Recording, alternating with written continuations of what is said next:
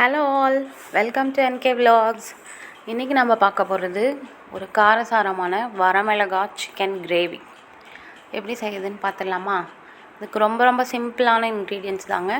சின்ன வெங்காயம், வரமிளகா, இஞ்சி பூண்டு பேஸ்ட், கருவேப்பிலை, கொஞ்சம் சிக்கன். வரமிளகாய் நான் தண்ணியில் கொஞ்ச நேரம் ஊற வச்சுருக்கேன். அதனால் அரைக்கும் போது நல்லா பேஸ்ட் ஆட்டம் மைய அரைஞ்சி வரும். இப்போ குக்கரில் நல்லெண்ணெய் ஊற்றி சிக்கனை போட்டு முதல்ல தாளிச்சிக்கலாம். சிக்கன் நல்லா வணங்கி வரட்டும். இது கூட நம்ம அரைச்சி வச்சுருக்க இஞ்சி பூண்டு பேஸ்ட் ஆட் பண்ணிக்கலாம். ஆட் பண்ணிவிட்டு இது கூடவே கொஞ்சம் மஞ்சத்தூள் போட்டு நல்லா கிளறி விட்டு கொஞ்சம் நேரம் மூடி வச்சிட்டோம்னா இந்த அளவுக்கு நல்லா வணங்கி வந்துடும்.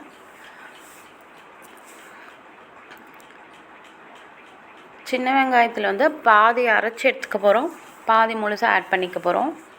சின்ன வெங்காயம் வரமிளகாய் ரெண்டையும் ஒன்றா போட்டு அரைச்சிக்கலாம். இது முழுசாகவும் போடலாம். வரமிளகாய் கிள்ளி போடுவாங்க. அப்படி போட்டால் நிறைய மிளகாவாக இருக்க மாதிரி இருக்கும். அதனால் அது பாதி குவான்டிட்டி அரைச்சி போட்டுக்கிட்டோம்னா மிளகாவும் இருக்காது, நமக்கு டேஸ்ட்டும் சூப்பராக இருக்கும். இப்போ சிக்கன் நல்லா வணங்கி வந்திருக்கு. இதை கொஞ்சம் கிளறி விட்டுட்டு நம்ம அரைச்சி வச்சுருக்க வரமிளகாயும் சின்ன வெங்காயம் பேஸ்ட் இப்போ ஆட் பண்ணிக்கலாம். இது கூடவே தேவையான அளவு உப்பு சேர்த்திக்கலாம். கலர் பார்த்திங்களா எப்படி இருக்குது? நல்லா ரெட்டிஷாக இருக்கும். கிரேவியாக வரும்போது இது சூப்பராக இருக்கும். இட்லி, தோசைக்கு, ரைஸ்க்கு எல்லா கூடயும் சூப்பராக இருக்கும். ஆனால் ரொம்ப காரமான டிஷ்ஷுங்க. காரம் பிடிக்குங்கிறவங்க கண்டிப்பாக ட்ரை பண்ணி பாருங்கள். ரொம்ப சிம்பிளாக செஞ்சிடலாம், அதே சமயம் டேஸ்ட்டும் சூப்பராக இருக்கும். இப்போ இந்த பேஸ்ட் கூட ஃப்ரெஷ்ஷான கருவேப்பிலை ஆட் பண்ணிக்கலாம். கருவேப்பிலை ஆட் பண்ணிவிட்டு நல்லா மிக்ஸ் பண்ணி இதுக்கு தேவையான அளவு தண்ணி ஊற்றி 4 விசில் வச்சு எடுத்துக்கலாம். வேறு எந்த இன்க்ரீடியன்ஸுமே இல்லைங்க. வெறும் சின்ன வெங்காயம், வரமிளகாய், இஞ்சி பூண்டு பேஸ்ட்டு, கருவேப்பிலை, அவ்வளோதான். சீக்கிரமாக செஞ்சிடலாம், ஆனால் டேஸ்டான ரெசிபி. எல்லாருமே ட்ரை பண்ணுறதுக்கு ஈஸியாக இருக்கும். இது டேஸ்ட்டும் சூப்பராக இருக்கும். கொதிச்சிட்ருக்கு பார்த்திங்களா? இப்போ நம்ம இதில் உப்பு ஆட் பண்ணிவிட்டு தேவையான அளவு தண்ணி ஊற்றிக்கலாம். மிளகா அரைச்ச ஜார்லேயே தண்ணி சேர்த்தி அதையும் அலசி ஊற்றிடலாம். அதில் கம்மியான தண்ணி ஊற்றினா போதுங்க. சிக்கன் வணங்கினதுலேயே பாதி வெந்திருக்கும். கொஞ்சமாக தண்ணி சேர்த்தா போதும். ஏன்னா இது நம்ம கிரேவி கன்சிஸ்டன்சிக்கு தான் வைக்கிறோம். குழம்பு வைக்கிற மாதிரி இருந்தால் நம்ம தண்ணி இல்லாமல் ஆட் பண்ணிக்கலாம். சின்ன வெங்காயத்தை நான் 2ஆக கட் பண்ணி இந்த ஸ்டேஜில் ஆட் பண்ணிக்கிறேன்.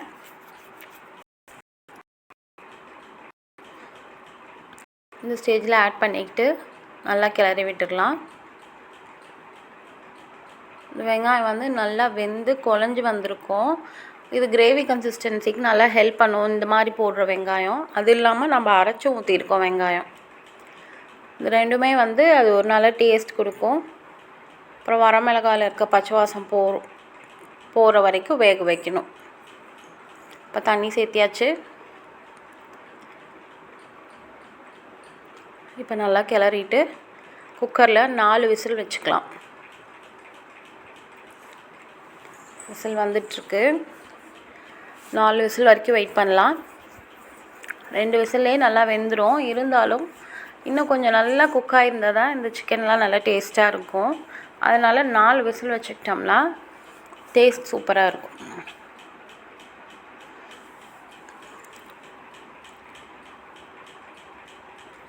இப்போ நான் 4 விசில் வச்சு ஓப்பன் பண்ணி பார்த்தப்ப கொஞ்சம் தண்ணி அதிகமாக இருந்த மாதிரி இருந்ததுங்க. அதனால் நான் ஒரு வடை சட்டிக்கு மாற்றி அந்த தண்ணியெல்லாம் சுண்ட வைக்கிறேன். ரொம்ப தண்ணியாட்டம் இருந்தாலும் அது நல்லா இருக்காது. கொஞ்சம் கிரேவி கன்சிஸ்டன்சி இருந்தால் தான் நல்லாயிருக்கும். ஒரு 5 மினிட்ஸ் கொதிச்சா போதும். எண்ணெயெல்லாம் பாருங்கள் எப்படி பிரிஞ்சு வந்திருக்கு. நல்லா கொதிச்சதுக்கப்புறம் தேங்காய் இளந்தேங்காயாக நல்லா சின்ன சின்ன பல்லாக அறுத்து வச்சுருந்தேன். அதை இது கூட சேர்த்தி மேலே கொத்தமல்லி கார்னிஷ் பண்ணி இறக்கிட்டோம்னா நம்ம நாட்டுக்கோழி வரமிளகாய் கிரேவி ரெடி. கண்டிப்பாக இது எல்லோரும் ட்ரை பண்ணி பார்த்துட்டு எப்படி இருக்குன்னு கமெண்ட் பண்ணுங்கள். நம்ம சேனல் புதுசாக பார்க்குறவங்க கண்டிப்பாக சப்ஸ்கிரைப் பண்ணி பெல் பட்டன் ப்ரெஸ் பண்ணிக்கோங்க. தேங்க்ஸ் ஃபார் வாட்சிங். இன்னொரு வீடியோவில் மீட் பண்ணலாம். பாய். நல்லா குக் ஆகிருக்கு சிக்கனு. அவ்வளோதான், இந்த ஸ்டேஜில் ஆஃப் பண்ணிக்கலாம். தேங்க்யூ.